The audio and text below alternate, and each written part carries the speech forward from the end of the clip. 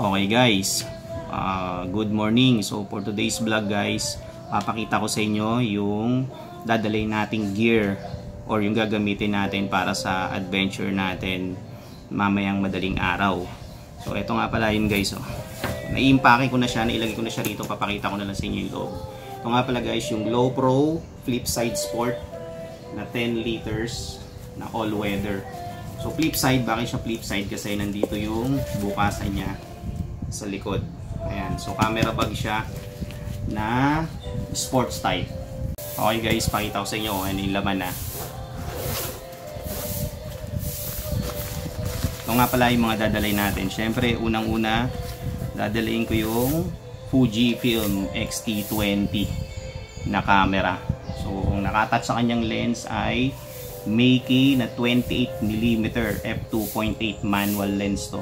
So maganda to gamitin tong lens na to kasi wide lens siya at sumushoot to ng landscape. Ano ibig sabihin ng wide lens? So kahit group picture kayo, makukuha kayo sa lens na to. So pancake lens siya, ayan siya guys. So f2.8 Meiki na manual lens, 28mm. Ito nga palang X-T20 ko is matagal na to, nabili ko to noong 2019 sa event sa Trinoma. Okay, ito yung unang-unang gear na dadalhin natin. Okay, next. Balik ko na siya sa lagyan. Next ay itong SJ Cam na C300. Ayan guys. Ito yung ginagamit kong vlogging camera araw-araw kapag nagpupunta ako ng Pateros, SM Ora, Market. Ito yung everyday go-to pocket camera ko, C300. Ayan. So nagawan ko to siya ng review back then. Ilalagay ko na lang yung description sa baba para mapanood nyo kung paano ko siya ni-review. Okay, ito yung guys. SJ Cam C300 dual screen.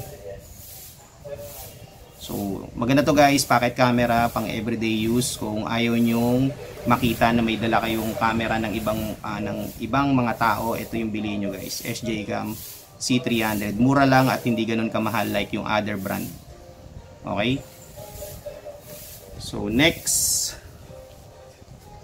is syempre dala rin natin yung 50mm na Meiki 50mm f1.7 na full frameless lens.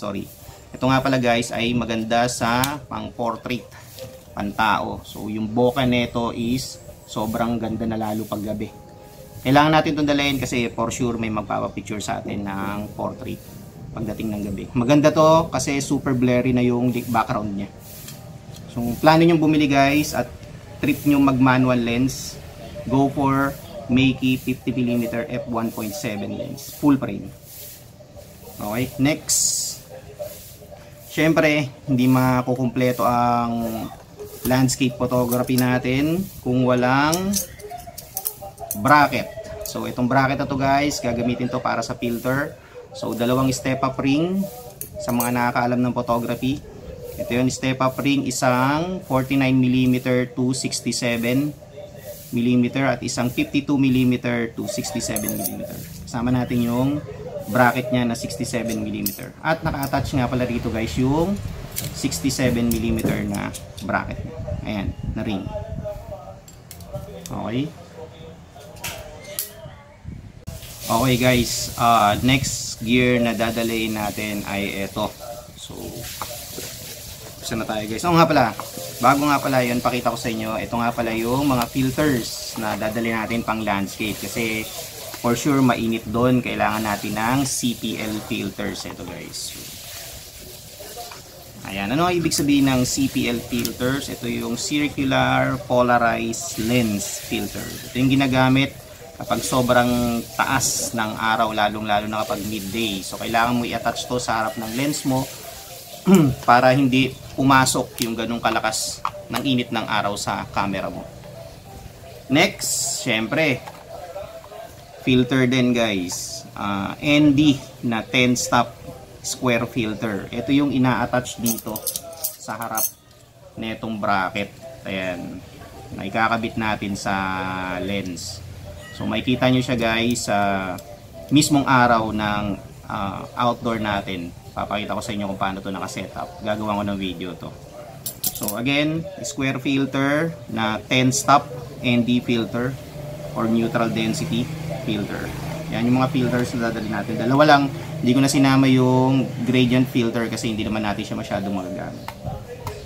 Siyempre, next sa bag is charger. Importante ito guys, charger. Yan, charger ng battery ng Fujifilm ko, kailangan natin yan. At siyempre, charger naman ng battery ng SJ Cam. Okay. Dito na tayo guys. Dito guys, nakalagay yung isang SJ Cam ko na camera. So, pakita ko sa inyo. Ayan guys. So, SJ Cam 5000X Wi-Fi. So, ito yung unang-unang action camera ko na ginagamit ko pag nagma-mountain bike ako. Ayan. So, ito yun guys. Ayan siya. SJ Cam 5000X Wi-Fi. At syempre, may dala rin tayong waterproof case na camera just in case tumalon tayo sa swimming pool or sa dagat para maprotektan natin yung mismong camera niya. So, sa taas niya guys is yung siyempre, battery. Pocket battery ng C300 SJ Cam. So, ito yung mini battery niya na naglalas ng 2 hours kapag ginamit mo siya ng dire-diretso. Sunod ay battery syempre ng Fujifilm camera ko. So, kailangan tong extra battery kasi pag ginamit natin yung Fujifilm ng gabi, lalong-lalo na kapag nag-long exposure tayo, kumakain siya ng ganun karaming charge ng battery. So, kailangan natin ng extra. Importante yan. At meron pa guys, itong UV filter ng SJ Cam 5000 ko. Ayan. So, attach natin yan para yung flare ng init is hindi masyadong pumasok. Siyempre, dalawang battery ng SJ Cam 5000X. Kailangan natin yan guys. Reserva, just in case maubusan ng charge yung naka-attach. Okay, so balik ko na.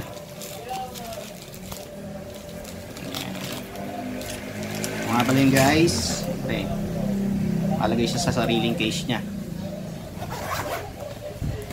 Next ay etong waterproof case ng C300. Pakita ko sa inyo guys ha. Ayan. Ito siya. Waterproof case ng C300. Hindi pa ito nagagamit ever since na ginamit ko yung C300 ko. So bagong-bago pa yan.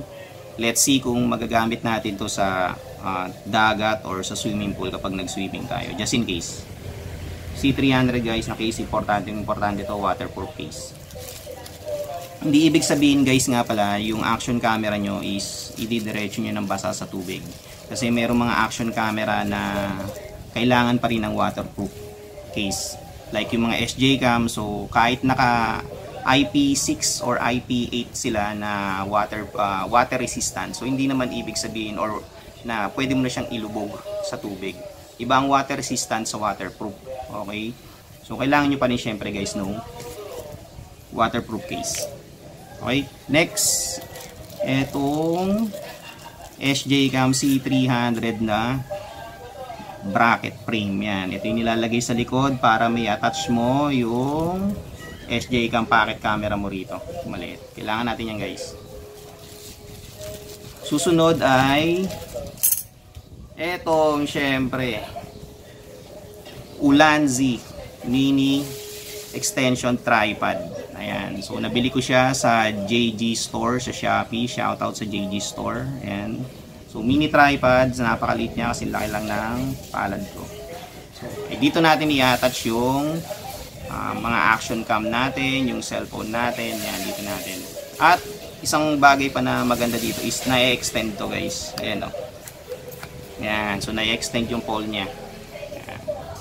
Pwede siyang mahabaan, pwede siyang ilagay sa pinaka gitna or sa pinaka maliit. Yan. And also, syempre, ganda ng hand grip na ito, merong rubber, ayan o, guys, may rubber yan. Tapos, yung ilalim niya is may rubber stopper din. Ulanzi mini extension tripod, kailangan natin yan. Susunod, syempre, cellphone holder na display. Nabili ko rin to sa Shopee, shoutout Shopee. Ito ay Yunteng na screw type na cellphone holder. Okay. Dito natin na-attach yan guys. Yan o. Okay. So yun. So napakita ko na sa inyo lahat. Dito naman tayo guys sa tripods. Yan. Adalin natin tong selfie stick ng SJ Cam. Nga pala yun guys. So extension tripod siya. Yan. Napapahabaan. 3-folded. So dadalhin natin to kasi ito lang yung pwede na gamitin natin sa tubig. Yung Ulanzi, hindi natin pwedeng gamitin yon kasi baka masira. So ito yung plastic, pure plastic to na pwedeng gamitin pantubig. Like swimming pool or dagat.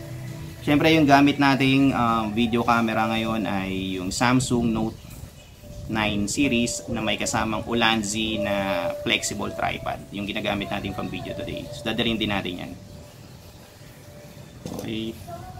Next is siyempre kung magpo-photography tayo, magla-landscape tayo, hindi pwedeng wala tayong tripod.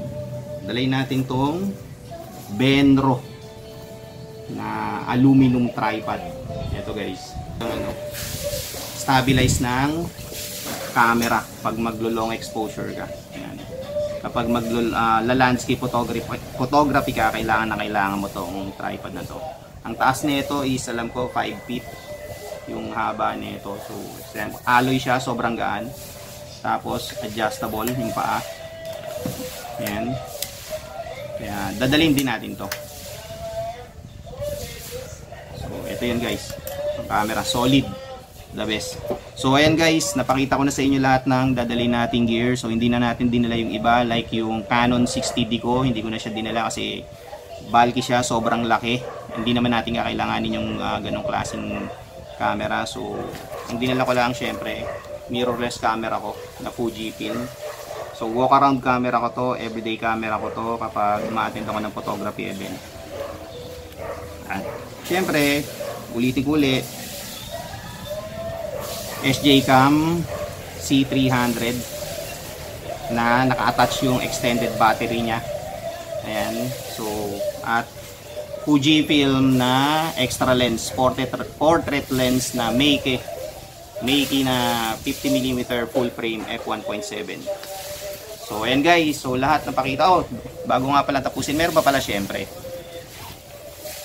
eto, chargers yan. Different chargers guys, type C, USB, na micro USB. Dalhin natin yan. Syempre hindi importante na maiwan yon dahil kapag na wala ng battery charge yung mga battery natin, syempre lalo na yung cellphone, wala tayong mahiraman ng mga charging cable. So kailangan natin yan. So ayun guys, ayun lahat nung dadalhin natin gear para sa adventure natin that will start mamayang madaling araw or early in the morning bukas. So maraming salamat guys at update ko na lang kayo sa mga mangyayari by tomorrow and the following day and the next day. Okay, so maraming salamat guys. See you on our family adventure ngayong 2024. Love you guys and peace out.